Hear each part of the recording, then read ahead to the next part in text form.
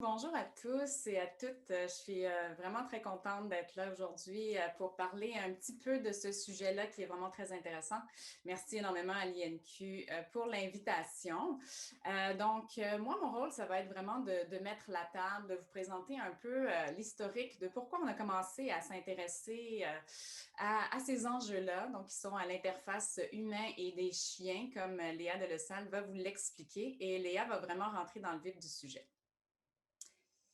Tu peux changer Léa. Donc, voici le plan de la présentation. Donc, très brève introduction. On va parler un peu du contexte des chiens, des enjeux actuels, comment on peut répondre à ces enjeux. Puis Léa va présenter quelques-uns des résultats d'un de nos projets qui se tient dans la communauté de Kuujjuaq et de la suite du projet. Donc, des humains et des chiens au Nunavik, une relation de très longue date, comme vous le savez probablement déjà tous et toutes. Je voulais commencer d'abord par insister sur le fait que ma perspective comme vétérinaire et épidémiologiste est vraiment, vous allez le voir, centrée, je suis rentrée dans ce sujet-là qui est passionnant, des yeux de la santé publique. Par contre, il faut vraiment reconnaître l'importance des chiens dans la vie des Inuits depuis toujours, finalement. Ici, vous avez une photo d'archives donc qui date des années 50 et une photo plus récente de la course Ivakak, qui est une course annuelle donc de chiens de traîneau qui se tient au Nunavik. Donc, peut-être certains d'entre vous ont entendu parler. Et donc, même si le rôle des chiens a changé au fil du temps pour les Inuits, s'est transformé, s'est diversifié, son rôle est toujours prépondérant, très, très important dans la culture inuite. Puis, je ne suis pas du tout la meilleure personne pour en parler. C'est vraiment un sujet extrêmement passionnant et il va falloir inviter mon collègue et collaborateur Francis Lévesque, qui est anthropologue et chercheur au Centre d'études autochtones de l'Université du Québec en Abitibi-Témiscamingue, pour en parler éventuellement, parce que ça fait vraiment le centre de ses recherches, donc l'évolution de cette relation entre les humains et les chiens au fil du temps. Tu peux changer. Donc, notre perspective comme groupe de recherche centré à la Faculté de médecine vétérinaire était celle de l'accès d'abord aux services vétérinaires au Nunavik. Donc, pour vous faire un bref historique, en fait, depuis les années 1980, il y a un programme qui est géré par le ministère de l'Agriculture, des Pêcheries et de l'Alimentation du Québec qui offre la vaccination des chiens contre la rage aux communautés qui font partie de la Convention de la baie James et du Nord québécois. Donc, ce programme-là permet aux communautés qui en font la demande de recevoir des vétérinaires du MAPAC pour former des vaccinateurs locaux qui prendront ensuite le relais de la vaccination des chiens, évidemment dans une perspective de protection de la santé publique en priorité. Donc, ce programme-là date quand même d'un bon moment. Puis, dans les années 2008, on a été contacté d'abord par le MAPAC, mais par différentes organisations du Nunavik également qui participaient à ce programme-là. Parce qu'il y avait des enjeux auxquels ce programme-là, finalement, ne répondait pas du tout. Donc, premièrement, la présence d'un grand nombre de chiens, de plusieurs chiens en liberté, des inquiétudes sur les risques de morsure et les risques de transmission de la rage également.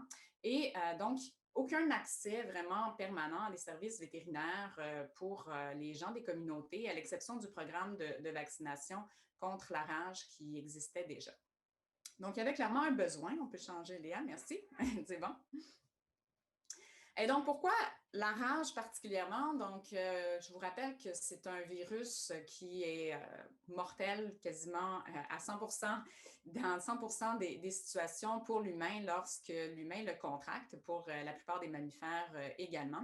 Et donc, une des premières choses qu'on a fait, c'est de réévaluer un peu ce qu'on connaissait de la rage dans une perspective, on peut dire une seule santé, c'est-à-dire qu'on a regardé les cadrages chez les animaux, mais on a également regardé les cas d'exposition à des morsures et dont l'animal chez l'humain évidemment, et dont l'animal qui avait causé cette morsure était ou non rabique.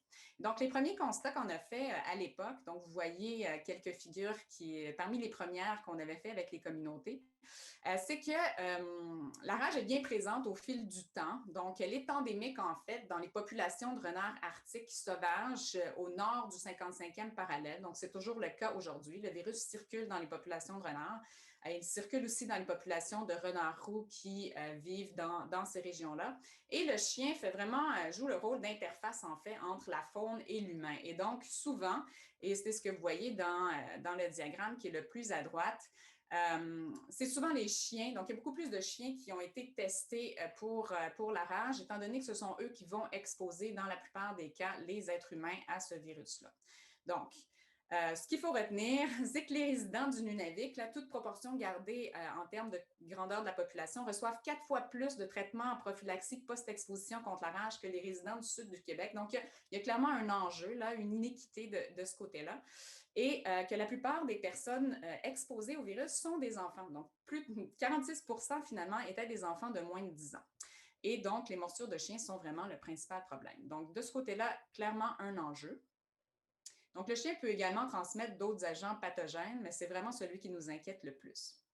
Donc, dans les années 2009 à 2013, avec la Faculté de médecine vétérinaire, on a mis en place un projet d'appui en santé animale dont les actions étaient articulées autour de trois grands principes, si je puis dire. Donc, d'abord, on doit contrôler la population de chiens, soit en les gardant attachés, en les stérilisant.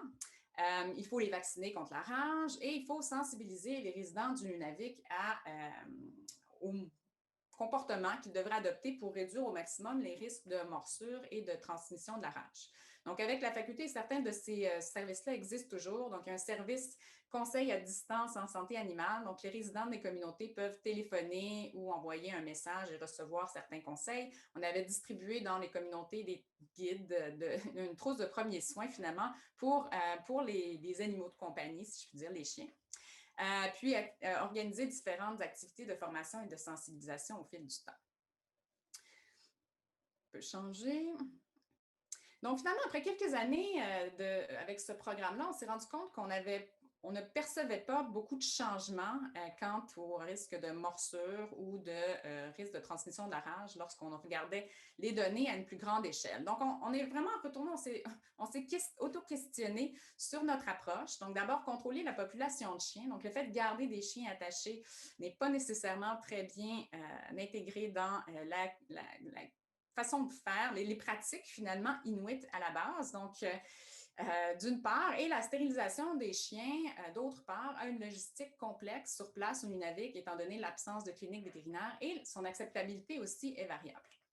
Puis pour ce qui était de sensibiliser la population, bon, je vous ai dit tout à l'heure, s'occuper des chiens, les chiens font partie de la vie des Inuits depuis toujours, eh bien, on s'est rendu compte que finalement, selon quel savoir et quelle perspective on avait cette ambition de changer les comportements. Donc, on s'est rendu compte qu'on avait une vision finalement assez coloniale du problème et que nos actions n'étaient pas très adaptées au contexte et aux besoins des communautés qui y vivent. Donc, on a changé de notre perspective, puis on a développé avec plusieurs collègues et partenaires un projet de recherche-action en partenariat avec les communautés.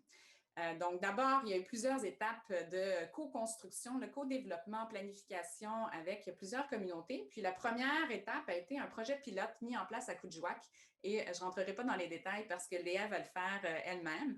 Mais on a fait une enquête sur les connaissances, attitudes et pratiques envers les chiens. Il y a eu un premier projet aussi de maîtrise avec l'étudiante de Francis, Patricia Brunet, qui a vraiment regardé les relations humain-chien à Kuujjuaq d'une perspective anthropologique.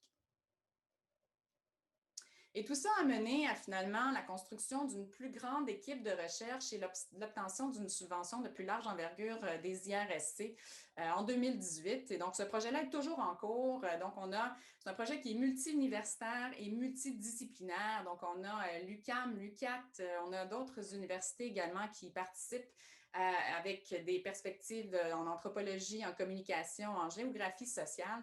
Et ces objectifs sont de oui, d'une part, continuer à mieux comprendre, documenter ces liens entre les chiens, l'environnement, le bien-être et la santé, en combinant les savoirs autochtones et la science occidentale, cette approche du double regard, et de finalement, conjointement, proposer, mettre en œuvre et évaluer un ensemble d'interventions pour réduire les risques de santé, tout en gardant les bénéfices pour le bien-être humain. Et on a étendu le projet à d'autres communautés intéressées que celle de Kuujjuaq, notamment à Kuujjuarapik, Wapmagustwi et dans la communauté Naskapi de Kawawachikamach. Et donc, dernière diapo pour moi ce matin. Donc, simplement pour mentionner quelques retombées qu'on observe déjà pour les communautés, la communauté, en parlant de Kuujjuaq plus spécifiquement. Donc, grâce un peu aux premières étapes préliminaires du projet, le village nordique de Kuujjuaq a pu mener avec ses collaborateurs, dont notre faculté, une demande de financement à la Société Plan Nord pour faire un projet pilote de la présence d'une vétérinaire à temps plein à Kuujjuaq. Donc, c'est toujours en cours. Donc, elle offre des services vétérinaires, mais également des ateliers avec les enfants de l'école primaire. Et on est donc en train, comme Léa va l'expliquer, d'évaluer l'implantation et les effets de ce projet. Et on est en train d'évaluer également la participation et l'engagement des communautés partenaires dans notre projet de recherche. Et ça, c'est, je pense, un élément intéressant et unique aussi qui va être important de suivre l'évolution au fil du temps, étant donné que c'est un projet qui est extrêmement participatif. Donc, je laisse la parole maintenant à Léa qui va vous parler plus en détail des actions qu'on a faites à Kuujjuaq et de son projet de recherche. Merci Cécile, merci beaucoup pour ton introduction.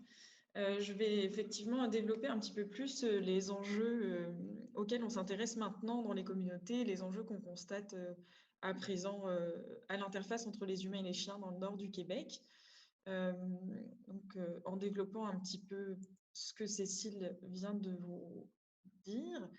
Donc, quel que soit le contexte social et géographique, les interactions entre les humains et les chiens génèrent des enjeux de santé, et ça, c'est pas propre au Nord.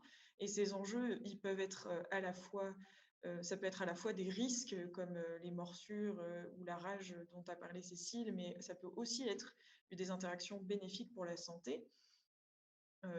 Ces impacts bénéfiques ou négatifs, ils touchent aussi bien les humains que les chiens. C'est vraiment une interaction à double sens.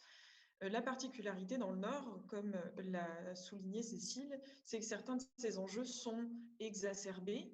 Donc ça, ce sont des résultats montrés par d'autres étudiantes du projet qu'a présenté Cécile, donc le programme de recherche IPDW, qui ont montré notamment que l'incidence des morsures, l'incidence annuelle moyenne des morsures au Nunavik est jusqu'à 10 fois plus élevée que dans le reste du Québec ou dans le reste du Canada. Mais dans le même temps, ce sont des animaux qui occupent une place centrale encore dans les communautés, comme le montre ce témoignage recueilli par Lisa Cohen-Bûcher, une de nos collaboratrices aussi, d'un Inuit de Kuujjuaq qui explique qu'une maison sans chien, c'est pas vraiment un foyer finalement. Et donc, ces enjeux, en fait, et la dualité de ces enjeux, elle s'explique par un contexte, elles s'inscrivent en fait dans un contexte social et culturel et écologique important, avec différents facteurs qui vont influencer ces interactions. Donc des facteurs individuels que vous voyez ici, notamment, on en reparlera, je reviendrai sur les connaissances et les attitudes. Il y a également des facteurs environnementaux, donc, avec notamment la difficulté d'accéder à des services vétérinaires quand on est dans ces communautés, que ce soit à Kuujjuaq ou dans d'autres communautés nordiques. Le fait qu'il y a tendance à une surpopulation des chiens qui sont souvent laissés libres, notamment les chiens nordiques, les croisés huskies. Et puis, il y a tout un environnement aussi social et culturel à prendre en compte. Et la proximité de la faune sauvage, qui est un autre facteur, par exemple, avec les renards, par exemple, qui jouent le rôle de réservoir pour la rage, qui peuvent jouer le rôle aussi de réservoir pour des parasites, etc. Et en plus, tous ces facteurs ont tendance à interagir entre eux. Le manque d'accès aux services vétérinaires s'explique en partie par l'isolement géographique dans ces communautés et il influence l'état de santé, notamment vis-à-vis de la rage des chiens, ainsi que leur nombre, puisque ça réduit l'accès à la stérilisation. Et les perspectives et les savoirs autochtones vont conditionner les réglementations qui sont mises en place, mais aussi l'acceptabilité des interventions, notamment, comme je le disais et comme l'a souligné Cécile, les chiens de type nordique sont plutôt laissés détachés parce que c'est comme ça qu'on perçoit en fait la façon dont doit vivre un chien nordique en majorité, où il doit pouvoir se sociabiliser avec d'autres animaux, avec d'autres humains, se nourrir, etc., chasser. C'est aussi à prendre en compte.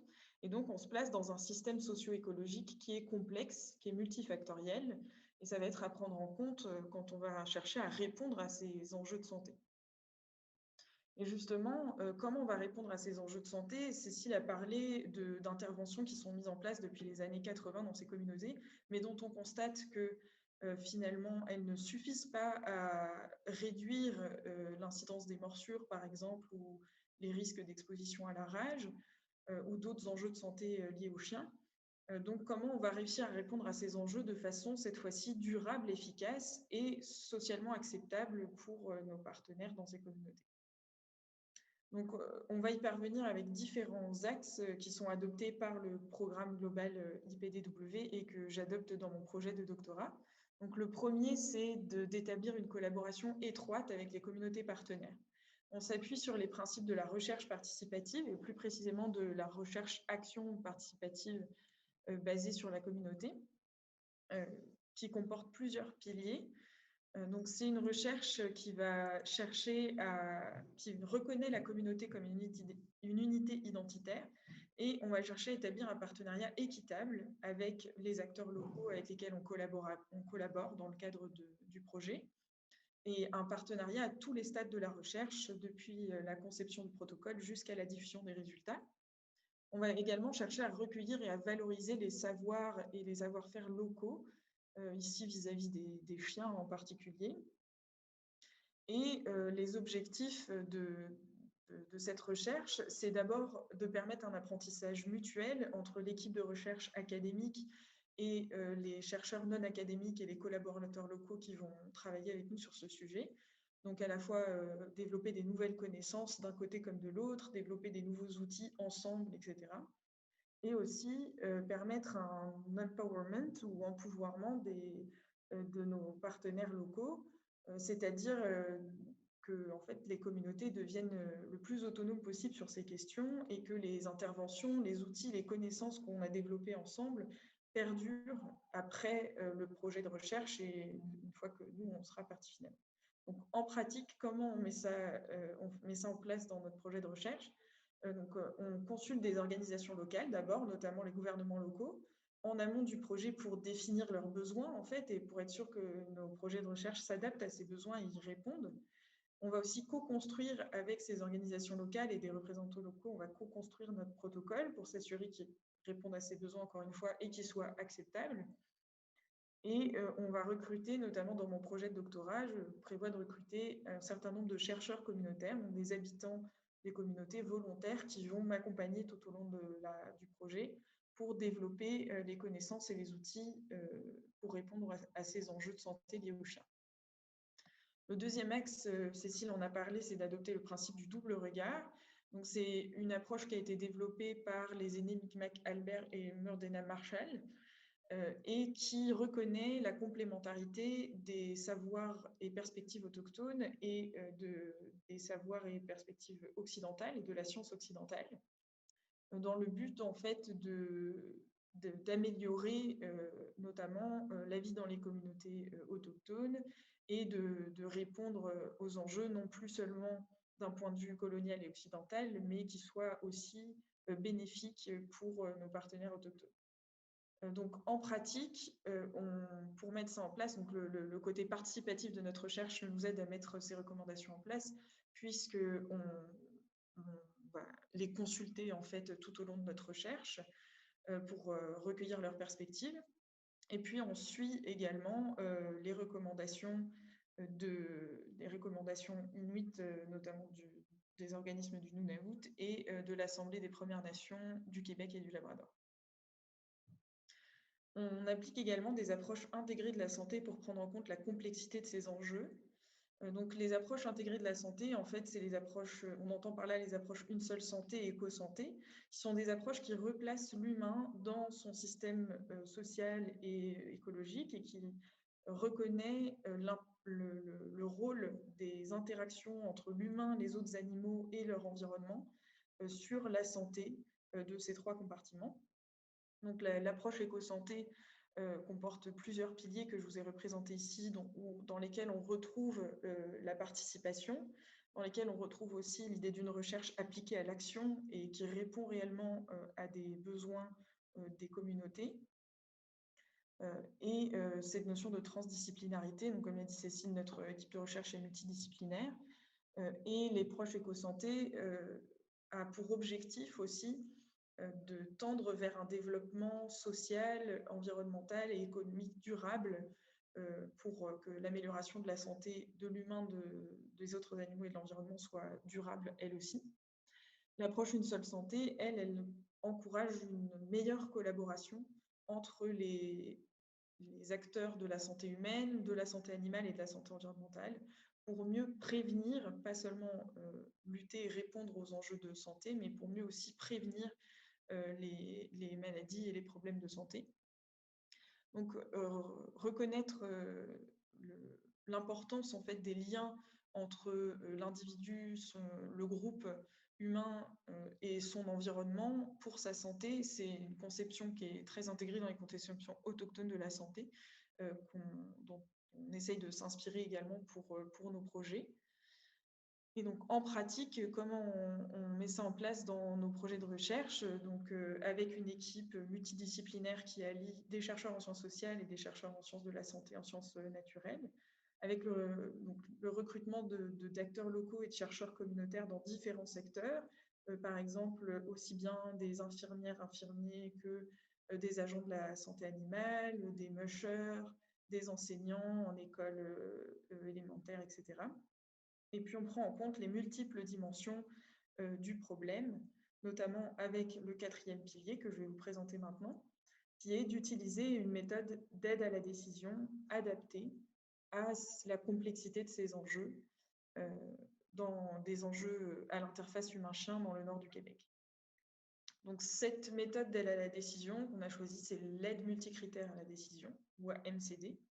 Donc, c'est une méthode qui part en fait du constat qui permet de mieux structurer la décision quand on fait face à des problèmes complexes où on ne peut pas se fier uniquement à un critère économique, par exemple, où une analyse coût-bénéfice ne suffirait pas.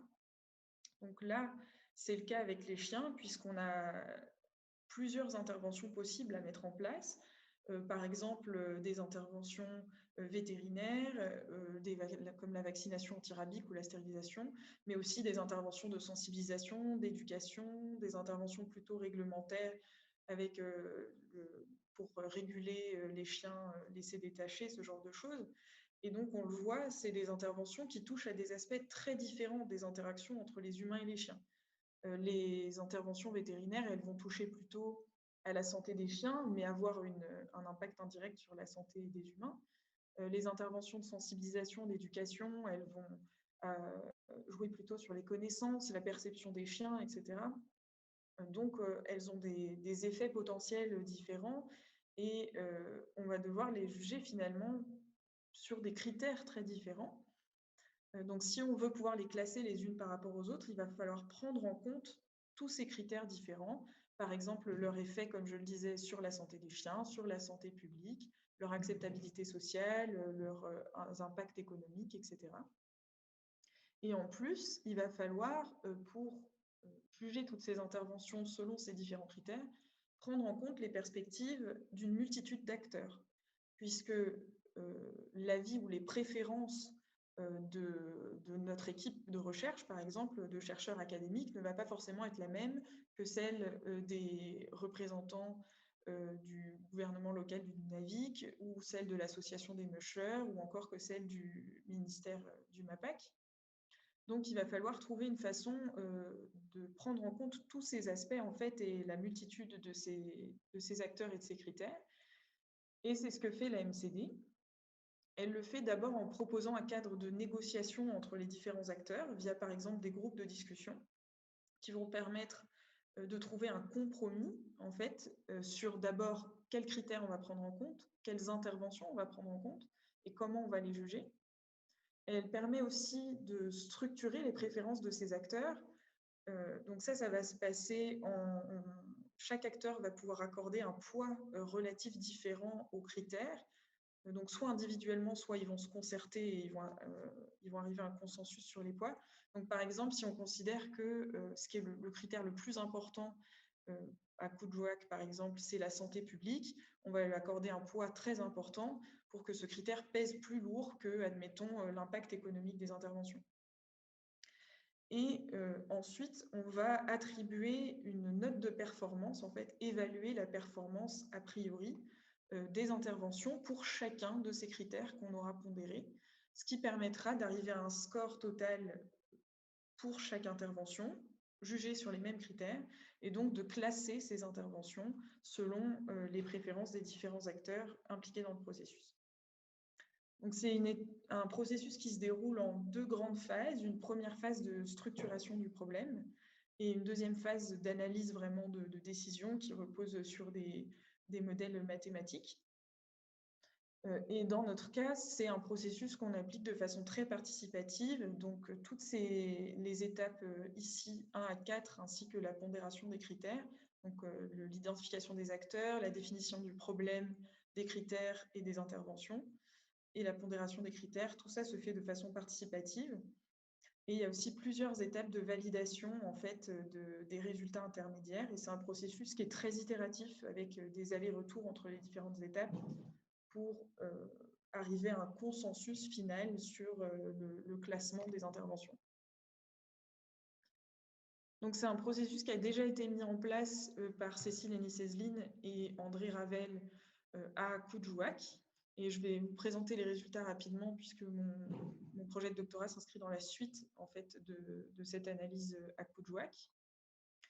Donc, les acteurs qui ont participé à l'analyse de décision à Coudjouac, il y avait 5 représentants d'organisations locales, donc la régie régionale de la santé et des services sociaux du Nunavik, des représentants du centre de recherche du Nunavik, de l'association des mushers de Coudjouac, du gouvernement du Nunavik et de la municipalité de Coudjouac, ainsi que plusieurs résidents de Coudjouac, dont des aînés. Il y avait aussi 2 représentants du MAPAC.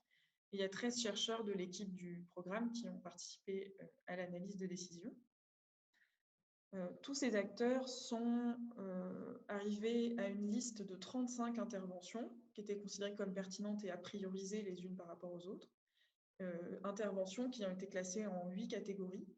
Donc, vous le voyez ici, il y a des interventions qui touchent plutôt au service vétérinaire et à la prévention de la rage. C'est le bloc le plus important. Il y avait aussi des interventions qui touchaient plutôt au contrôle de la population canine libre, on va dire, et au contrôle du mouvement des chiens, notamment par l'adaptation ou la mise en œuvre de la réglementation, des actions de sensibilisation et d'éducation, aussi bien auprès des adultes que des enfants, des propriétaires de chiens que des non-propriétaires de chiens, et une intervention pour améliorer l'accès à l'alimentation des chiens. Et pour classer ces différentes interventions, 24 critères ont été identifiés, classés en 6 familles. Donc, la famille qui a été considérée comme la plus importante et à qui le poids le plus important a été donné, c'est les impacts sur la santé publique. Donc, par exemple, est-ce que l'intervention va permettre de diminuer l'incidence des morsures? Est-ce qu'elle va permettre de diminuer l'exposition à la rage, à différentes maladies infectieuses autres comme des parasites, etc. Est-ce qu'elle va permettre aussi d'améliorer les bénéfices pour la santé liés aux chiens, qui est un aspect important du projet aussi? Le deuxième bloc le plus important, c'était les impacts sur la santé des chiens, que ce soit sur, là aussi, la rage ou d'autres maladies infectieuses ou sur le bien-être en général. Ensuite venaient les impacts culturels, donc la conservation et la valorisation de la culture inuit liée aux chiens et les impacts sociaux, notamment l'acceptabilité des mesures. Et puis, en dernier, les impacts économiques et les impacts opérationnels, notamment la difficulté ou la rapidité de mise en œuvre des interventions. Donc, chaque intervention s'est vue attribuer un score de 0 à 3 pour chacun des critères précédemment définis, ce qui amène à remplir ce qu'on a donc la matrice de performance dont j'ai parlé précédemment. Donc, on a une matrice avec tous les critères, le poids des différents critères, qui a un poids en pourcentage, hein, donc le total est égal à 1 ou 100%. Et chaque intervention se voit attribuer, donc par exemple, ce n'est pas la matrice exacte, mais par exemple, pour les services vétérinaires, on va considérer que son impact sur la santé des chiens est très élevé, que son acceptabilité sociale est relativement bonne. Mais par contre, pour le fait renforcer la réglementation pour attacher les chiens. On considère que son acceptabilité sociale est plutôt basse et que son impact sur la santé des chiens est faible ou moyen. Et donc ces scores, ils ont été attribués par 6 chercheurs de l'équipe du projet. Et la somme de tous ces scores permet d'établir un classement des différentes interventions. Donc ici, on avait le score le plus élevé, c'était de 137, et le score le plus bas de 19, pour un score moyen de 78. Le résultat, c'est un classement des 35 mesures qui ont été identifiées. Ici, je vous ai mis les 10 premières du classement. Mais ce qui est intéressant, c'est qu'on voit dans ce classement 3 interventions qui ont été reprises ensuite dans l'établissement, dans la mise en œuvre d'un programme à Kuujjuaq, le Kuujjuaq Dog Programme. Donc ces 3 mesures qu'on retrouve, c'est la mise à disposition de services vétérinaires en permanence à Kuujjuaq et des interventions d'éducation auprès des enfants dans les écoles, que ce soit pour développer les connaissances liées aux chiens, ou que ce soit pour développer les connaissances liées aux morsures, à la rage, etc. Donc, comme je vous le disais, tous ces résultats ont permis la mise en place du Kuujjuaq Dog Programme et notamment ont permis à la communauté de faire financer ce programme par la société Plan Nord. Et ce programme, il a 3 volets. D'abord, un volet réglementaire pour renforcer et améliorer la réglementation déjà mise en place sur l'obligation d'enregistrer les chiens de la communauté, attraper les chiens qui sont laissés en divagation, etc. Il y a également un volet d'information et d'éducation. Donc là, il y a 2 interventions qui ont déjà été mises en place à Kuujjuaq ou qui vont être mises en place là dans les semaines et les mois à venir, à savoir des capsules Facebook qui informent notamment sur les risques de morsure, comment on peut éviter de se faire mordre, comment on peut attraper la rage, que faire si on est mordu, et des ateliers dans les écoles pour les enfants. Et le dernier volet, c'est un volet vétérinaire. Donc depuis janvier 2020, la municipalité a engagé une vétérinaire à temps plein qui propose des services de vaccination, de médecine préventive, des soins, etc. Et bientôt, il y a des locaux aussi qui vont être mis à disposition pour qu'elle puisse faire de la chirurgie et notamment des stérilisations. Et le volet vétérinaire est très lié au volet d'information et d'éducation puisque c'est cette vétérinaire qui est chargée de diffuser les capsules Facebook et de faire des ateliers dans les écoles en partenariat avec l'équipe de recherche. Donc, la suite du projet, c'est maintenant que mon projet de doctorat commence en fait à la suite de ces résultats et de la mise en place du Kuujjuaq Dog Programme. Donc à Kuujjuaq d'abord, je vais évaluer l'outil d'aide à la décision qu'on a construit avec les collaborateurs locaux. Donc l'outil qu'on a construit grâce à une analyse multicritère d'aide à la décision. En fait, l'objectif va être d'évaluer la robustesse de ce modèle. Est-ce que il reflète, à quel point il reflète les préférences des participants, des acteurs de l'analyse de décision de nos partenaires, et à quel point le classement final est fiable finalement. Donc pour ça, ça va consister en fait à faire varier les poids des différents critères. Donc ces poids, comme je vous l'ai expliqué, ils représentent les préférences des différents participants. Et donc, évidemment, ces préférences, elles peuvent varier dans le temps, elles peuvent varier suivant des événements qui se sont produits dans la communauté. Donc, c'est un classement qui est valable à un moment donné, c'est des poids qui sont valables à un moment donné, et l'idée, c'est de voir si on fait varier ces poids. Est-ce que le classement final varie beaucoup ou est-ce qu'on se retrouve avec toujours les mêmes 10 interventions en tête, par exemple? Et l'autre paramètre que je vais faire varier, c'est les scores de performance des interventions, puisque ce sont des scores qui ont été évalués par des chercheurs du projet qui jouaient le rôle d'experts, mais c'est une évaluation a priori des performances. Donc là aussi, il y a une certaine incertitude finalement dans ces notes de performance. Et en faisant varier ces notes, on va pouvoir là aussi voir si le classement final bouge beaucoup ou s'il est relativement robuste et fiable.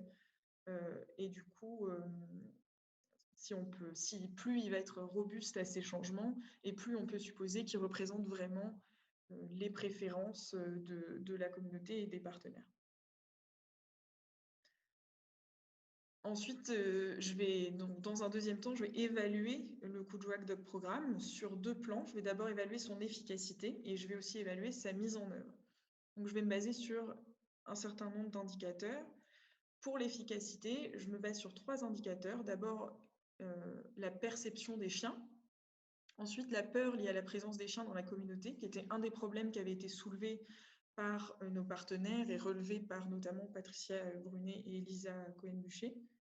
Et ensuite, les connaissances des habitants sur les morsures, la rage, les besoins des chiens, etc. Et je vais surtout m'intéresser aux changements dans ces 3 indicateurs. Donc pour ça, on réalise une enquête pré-intervention, post-intervention auprès de 182 participants.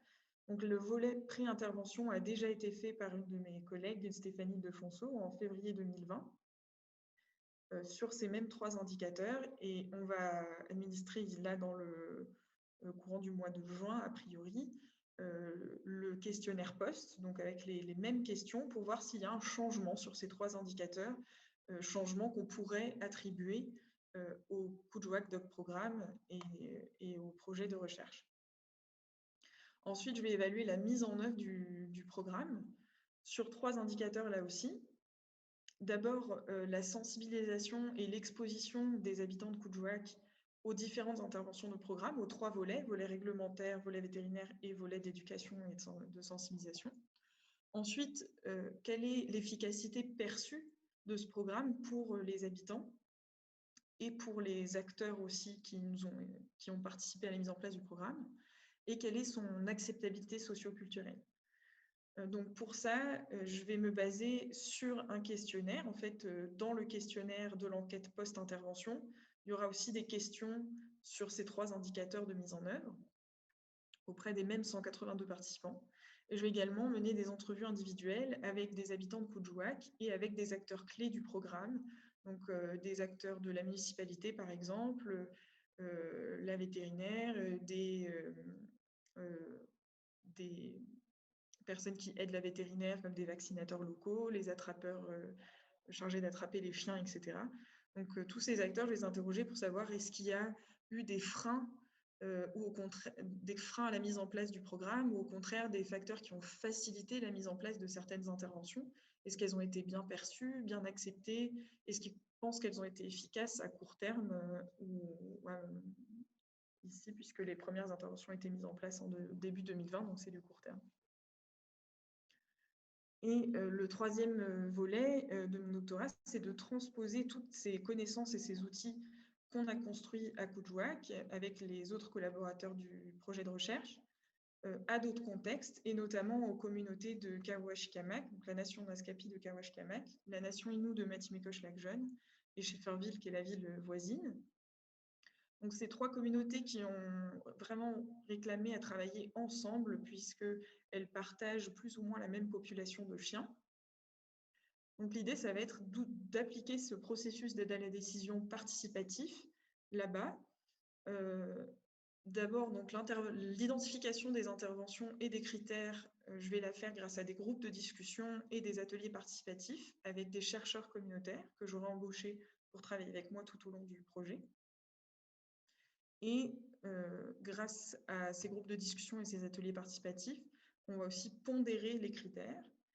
L'idée étant d'avoir des chercheurs communautaires qui viennent bien sûr de différents secteurs pour représenter les préférences de différents secteurs et prendre en compte l'aspect multidimensionnel du problème. Et ensuite, pour évaluer les performances des interventions, je vais faire appel d'une part aux chercheurs communautaires et d'autre part à des experts aussi externes, grâce à une méthode Delphi, donc qui est une méthode de questionnaire itératif pour arriver à un consensus.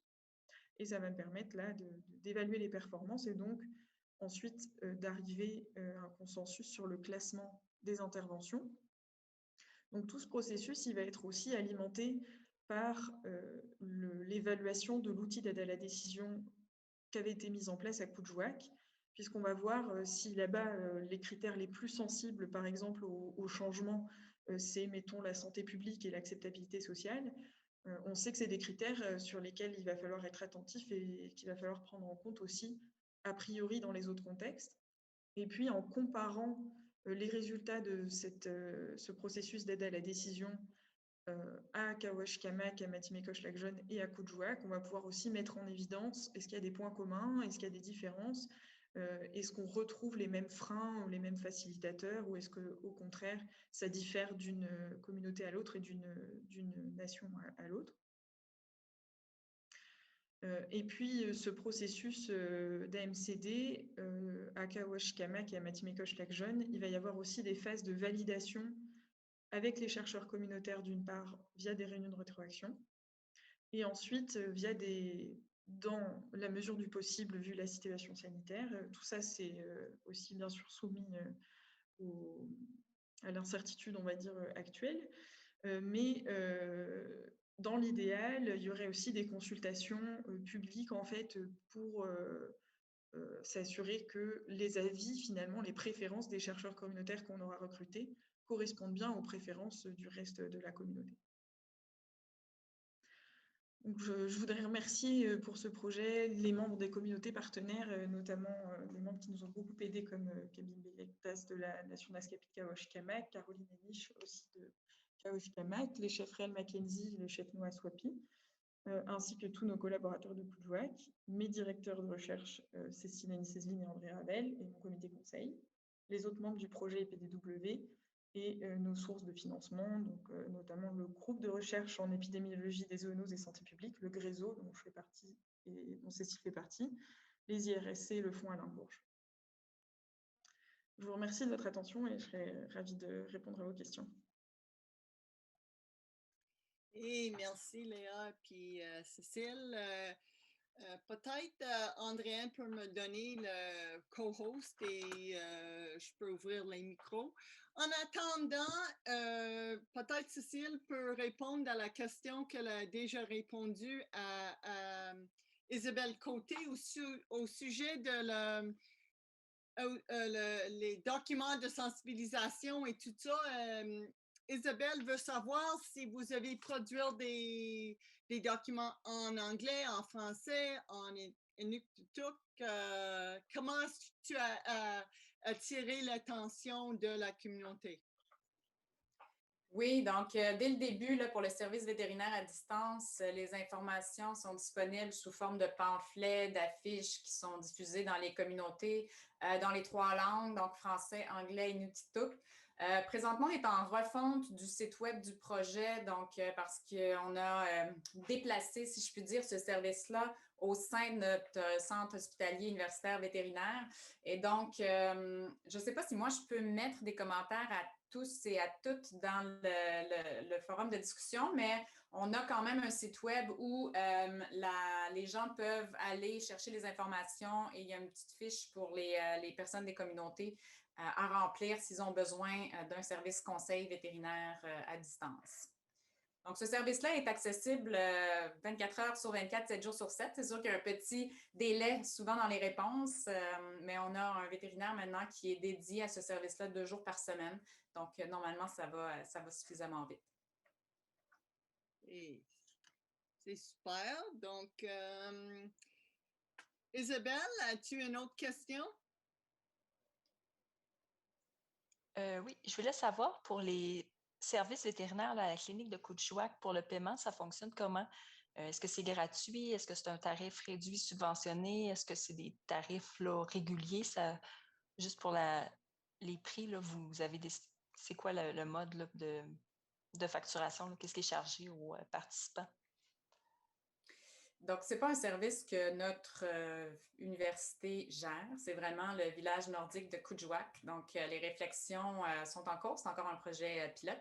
La plupart des services sont gratuits pour le moment. S'il y a, par exemple, des médicaments qui sont prescrits, il pourrait y avoir des coûts associés. Puis, éventuellement, s'il y a un service de stérilisation, tout ça sera à discuter, évidemment.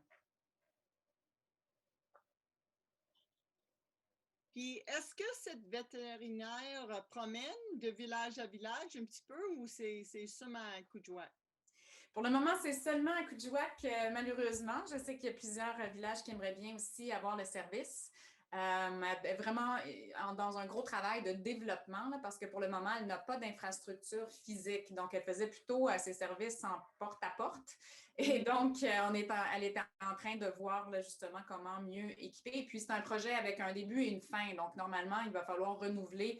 Encore une fois, c'était une présence pilote dont on est en train de voir les répercussions quand même. C'est très apprécié et positif pour le moment, le retour qu'on a là-dessus. Donc, c'est encore un projet en cours de développement. Est-ce que de temps en temps, les stagiaires de l'Université de Montréal, votre école, va dans le Nord pour les stages ou…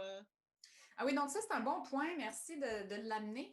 Je vous ai parlé du programme de vaccination des chiens contre la rage qui est géré par le MAPAC. Donc, il est toujours géré par le MAPAC. Par contre, l'administration sur le terrain, donc une fois par année, la visite des villages est maintenant faite par la faculté de médecine vétérinaire, par des vétérinaires du Centre hospitalier universitaire vétérinaire, ce qui nous permet d'avoir justement des stagiaires, donc des stagiaires de 5e année en médecine vétérinaire qui accompagnent pour un stage, un de leurs stages de dernière année, les vétérinaires dans leur tournée finalement. Donc, encore une fois, ils font surtout la vaccination contre la rage, mais ils font surtout maintenant de la formation pour former et faire des suivis avec les vaccinateurs locaux qui sont des gens qui sont engagés par les villages nordiques. Donc, ils sont rémunérés.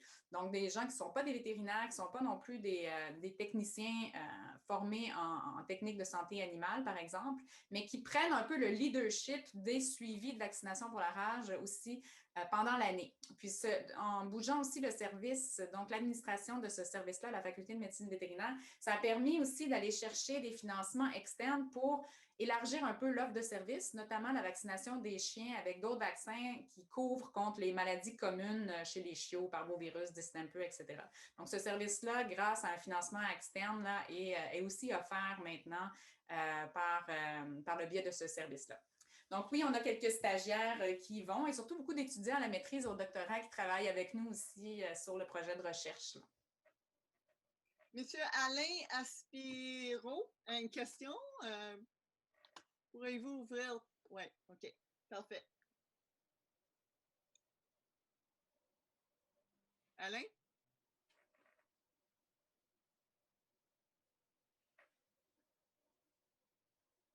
Non. OK. Caroline, as-tu une question? Oui. Moi, ma question est au sujet des stagiaires qui vont faire des tournées. Est-ce qu'il y a une relation avec la médecin vétérinaire, l'expérience qui est tentée à Coudjouac avec une médecin vétérinaire qui est sur place? Est-ce qu'il y a une exploration de collaboration où que le médecin vétérinaire local, là, qui s'installe de façon locale, joue un peu le rôle qui est joué par ces personnes-là qui sont là de manière temporaire, ou aussi jusqu'à ce moment-ci, c'est comme deux projets qui sont séparés. Ce n'est pas des projets séparés, mais pour le moment, la vétérinaire à Coudjouac, de un, est très occupée avec la mise en place, finalement, des services vétérinaires localement. Elle n'est pas impliquée dans la supervision des stagiaires pour le moment. Les stagiaires sont jumelés avec les vétérinaires qui font la tournée des villages. Donc, ça a été Dr Yves Ronnet pendant les premières années. Maintenant, c'est Dr Guillaume Théberge qui va l'assurer. C'est sûr qu'avec la COVID, il n'y a pas eu de visite en 2020, malheureusement. Tout a été fait à distance, donc les stagiaires n'ont pas pu participer. Mais lorsque ça reprendra, si par exemple le service vétérinaire à Coudjouac en viendrait à se pérenniser, ce serait certainement quelque chose à considérer. Merci. OK. Le micro d'Alain ne fonctionne pas. Donc, il demande, en tant que la communauté de Coudjouac est la plus populeuse au Nunavik, est-ce que tu considères qu'il représente bien l'ensemble des autres communautés? Oui, c'est un bon point. Merci, Alain. Je peux commencer à répondre, mais j'aimerais que Léa aussi, tu commentes, étant donné que tu as aussi visité d'autres villages. Coudjouac, c'est sûr que c'est le plus grand village, c'est là aussi meilleur accès à certains services. Donc, dans ce sens-là, elle n'est pas représentative de l'ensemble des villages qui sont de beaucoup plus petite taille avec encore moins de ressources locales. Par exemple, à Coudjouac, on a quand même un hôpital, il y a des infirmières sur place en plus grand nombre, donc c'est aussi possible d'avoir certaines collaborations de ce côté-là. Donc, en ce qui a trait à l'administration de services vétérinaires, je ne pense pas que la présence permanente d'une vétérinaire dans chacun des villages, par exemple, serait envisageable. Il n'y aurait probablement pas assez de demandes là, pour occuper un vétérinaire à temps plein. Encore une fois, tout est à évaluer dans le futur, mais moi, comment je le verrais, c'est plutôt quelqu'un justement qui serait centré à Coudjouac ou dans un autre village de peut-être plus grande taille, peut-être 2 vétérinaires qui feraient des tournées justement dans d'autres villages pour certains des services, ou certains chiens ou autres animaux pourraient être amenés à la clinique vétérinaire sans avoir, parce que ça se fait encore de façon courante. Là. Il y a des propriétaires qui envoient les chiens par avion jusqu'à Dorval pour être traités, donc pour leur éviter ce long trajet qui est aussi coûteux, soit dit en passant, qui limite donc l'accès. On pourrait envisager une formule un peu intermédiaire à ça. Donc, Léa, voulais-tu ajouter? Je peux compléter avec mon expérience des autres communautés qui ne sont pas des villages inuits, mais dans lesquels que j'ai pu rencontrer, donc à Ouashikamak et Matimicoche-Lac-Jeune, où là, on a une différence de taille de population, mais aussi une différence en fait de culture, puisque c'est donc une nation Naskapi, une nation Innu. Ce qu'ont constaté même mes collègues, mes étudiantes du projet, c'est qu'on retrouve quand même des enjeux similaires en termes de morsures, de crainte des attaques. On a une relation aux chiens les chiens occupent aussi une place centrale dans ces communautés, même si elle est différente parce que l'histoire du lien avec les chiens n'est pas la même que pour les Inuits. Donc, on a quand même des enjeux qui sont assez similaires et des attentes aussi des habitants qui sont assez similaires vis-à-vis de ce que peut leur apporter le projet en termes d'accès à des soins vétérinaires, à la vaccination, à la stérilisation, en termes de sensibilisation notamment des enfants, ce genre de choses. Donc, je pense qu'il y a quand même des points communs malgré les différences culturelles et les différences de taille de population entre les différentes communautés avec lesquelles on travaille.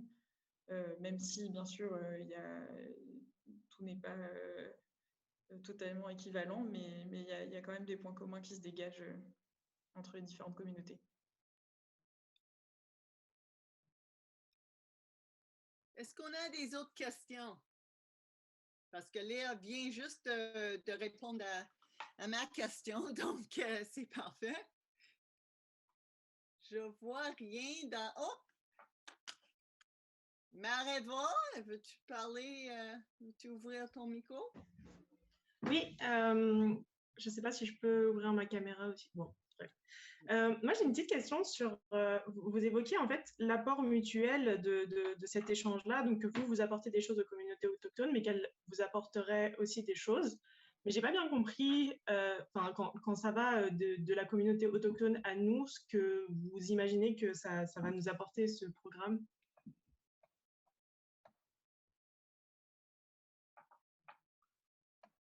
Tu commences à répondre, Léa? Oui, comme tu veux.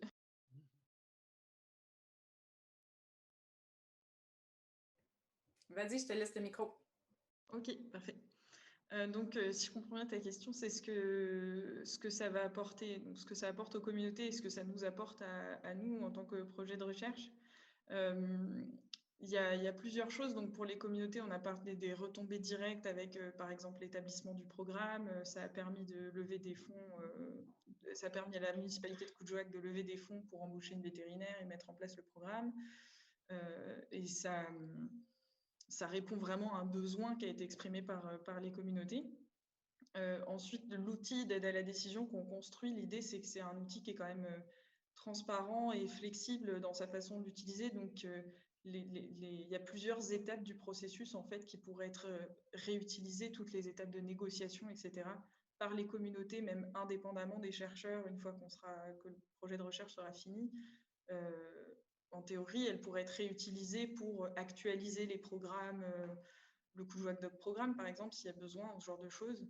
Et ensuite, du côté plutôt de ce que ça nous apporte en tant qu'équipe de recherche, d'abord, c'était tous les enjeux de santé liés aux chiens. Donc, c'est connu depuis longtemps. Il est rapporté que, par exemple, l'incidence des morsures, elle est plus élevée dans le nord.